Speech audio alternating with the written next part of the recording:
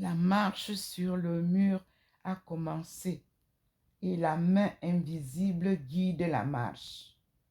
Nous sommes aujourd'hui le 3 décembre 2023. Observez sur le mur que nous avons déjà quitté le coin et je suis à l'intérieur de cette lumière. Pourtant, je suis assise au même endroit, mais enveloppée par cette lumière qui vient de l'extérieur, qui m'enveloppe. Voilà le petit point qui vous montre la scène, comme cela se passe souvent lorsqu'il se présente quelque part, tel à la cathédrale de Yaoundé, lorsqu'il se manifestait là-bas. Me voici assise dans mon salon. Et le Seigneur a décidé m'envelopper comme vous voyez. Alors nous devenons transfigurés. Alors, si vous avez ma photo blanche, je suis noire. Il vous montre que je suis bel et bien noire. Née du Cameroun, en Afrique subsaharienne. Le pays du mont du char de Dieu, où Enoch a été enlevé au ciel. Enoch n'est pas mort et enterré. Lui, il a été élevé. C'était à ce lieu du Cameroun où il est monté au ciel, le mont du char de Dieu, ou le mont des chars de Dieu, puisqu'il arrive accompagné d'une grande troupe céleste et repart de la même manière, tel qu'il arrive souvent ici. Vous avez souvent vu les êtres célestes qui accompagnent le Seigneur. C'est merveilleux ce que le Seigneur fait ici, mes frères et sœurs. Me voici enveloppé. Je tourne, montre la lumière. Là, voilà, elle envahit maintenant la maison comme la fumée. Vous-même, vous voyez, ça rentre dans la maison et ça contourne toute la maison. Et vous voyez comment, là-bas, avant la statue de Maman Marie, je suis dans la lumière, habillée tel que je suis aujourd'hui. Me voici dans la lumière. Et je me lève pour montrer comment je suis habillée. Me voici habillée. Et vous pouvez voir comment il vous ça. Même avec mon bonnet sur la tête, tel que vous voyez. Il m'incline un peu dans la lumière pour que vous voyez que c'est moi qu'il fait rentrer dans la lumière. En ce temps-là, vous êtes transfigurés et il parle en vous. Il vous enseigne ce qu'il veut que vous puissiez dire au monde. Donc, il me prépare pour cette mission. La deuxième, vous dire la bonne nouvelle de délivrance. Vous dire la bonne nouvelle de ceux qui sont restés résilients et patriotiques à sa parole. Et vous dire que le Dieu Tout-Puissant est un Dieu parfait et il a fait au monde ses enfants parfaits. Et il nous a dit, soyez parfaits comme votre Père Tout-Puissant est parfait. Jésus vous l'a dit. Combien sommes-nous parfaits? À vous de juger vous-même. Parce que moi, je ne juge personne. Je ne fais que vous traduire et transmettre le message du Seigneur. Vous voyez que le mur derrière moi est là. Et vous voyez que là où vous voyez souvent ma face, le Seigneur a badigeonné tout de la lumière. Nous sommes, voilà la lumière du Seigneur. elle est fumée dans la maison. Elle est dans la maison, comme vous voyez.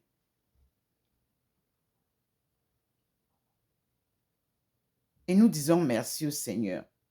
À lui la gloire. Car il nous présente Maman Marie. Au-dessus de cette Eucharistie, Maman Marie accompagne l'œuvre de son Fils. Et nous disons au Seigneur merci. Et vous voyez, l'arc-en-ciel, c'est la diversité des couleurs. Tout est enseignement divin. Voilà la lumière dans la maison de sa fille. Et vous pouvez voir, il rentre, il vous montre. Et dites-vous bien, Dieu est avec nous. Je suis docteur Ndomo Melingi Thérèse, docteur en économie mondiale, relations internationales et développement économique. Je poursuis la coopération Chine-Afrique qui a un procédé gagnant-gagnant en tout. Relations internationales, développement économique, tout ce que vous voulez, économie mondiale. Il faut que ce soit gagnant-gagnant, comme vous le proclamez haut, si haut, sans citer l'auteur. Moi, ça ne me dérange pas. Mais sachez que l'auteur de gagnant-gagnant que vous citez partout là s'appelle Ndomo Melingi Thérèse. Et quand je le disais, personne n'y croyait. On disait que le commerce ne peut jamais être gagnant-gagnant. Il sera gagnant-gagnant au XXIe siècle.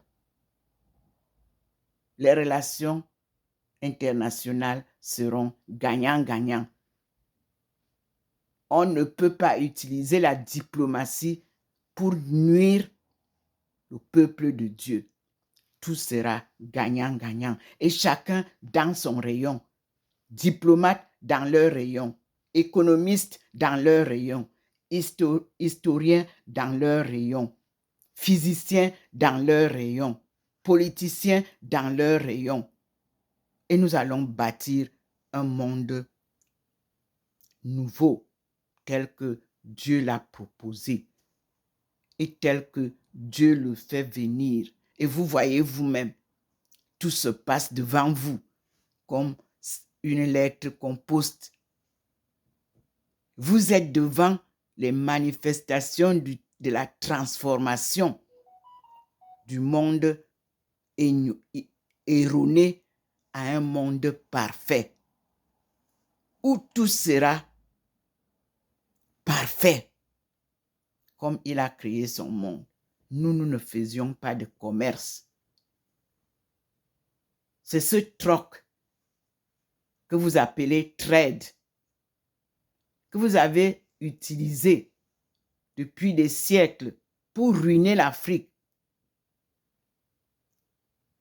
Et le Seigneur pose une question. Y a-t-il des dus pour l'Afrique? Qui doit à qui? Est-ce que personne ne doit à l'Afrique? Question. Mais nous savons que l'histoire générale de l'Afrique, publiée par UNESCO, nous fait savoir que ces pauvres dont vous parlez en Afrique ne reçoivent que 15% de leur exportation. Alors, si les finances africaines étaient vraiment bien établies, combien doit-on à l'Afrique? Et qui doit à l'Afrique? Poser la question. Le Seigneur voudrait faire une situation équitable, c'est-à-dire gagnant-gagnant. Mais ça ne doit pas commencer seulement aujourd'hui. On revient en arrière, on fait les comptes, on fait le bilan et puis on établit la balance équitablement. Qui doit à qui? demande le Seigneur. Est-ce que l'Afrique a besoin des dettes de la Banque mondiale ou de le Fonds monétaire? Non, dit le Seigneur. Il faut que la Banque mondiale et le FMI fassent bien, le Fonds monétaire fasse bien l'état des lieux pour reprendre à zéro la coopération internationale, le commerce international, les échanges internationaux. On ne peut pas parler seulement de macroéconomie sans parler de microéconomie. J'explique. Microéconomie, on doit d'abord développer avant de pouvoir exporter. On doit d'abord produire localement avant de pouvoir vendre à l'extérieur.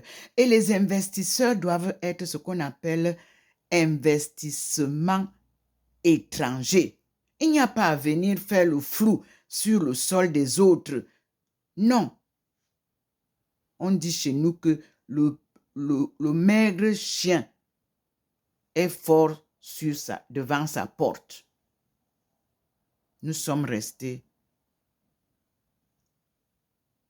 en arrière. Aujourd'hui, le Seigneur nous fait bondir de l'arrière pour nous mettre devant. Et de ce fait, il fait le bilan de tout ce qui a été fait depuis 2000 ans. À lui la gloire. Moi, je ne suis qu'un instrument qu'il utilise. Puisqu'il y a 2000 ans, je n'existais pas. Mais il apporte tout. Je vous assure, tout est tellement clair dans cette histoire que il n'y a pas à se plaindre. Il n'y a pas à se battre. Il faut s'asseoir pour négocier. Oui, ce sont les négociations et l'entente qui vont nous apporter la paix. Inutile de tuer les gens partout. La guerre n'est pas bonne. La guerre n'est pas bonne. Personne n'est gagnant en guerre. Posez les armes comme le Seigneur vous le dit. Vous voulez recommencer, vous risquez de payer pour vous-même. Dieu, lui, il fait justice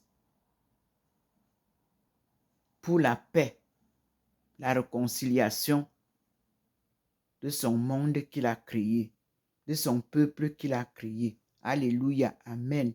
Nous lui disons merci. Voilà le message du jour. À lui la gloire. Devant sa lumière, je vous la porte. Amen.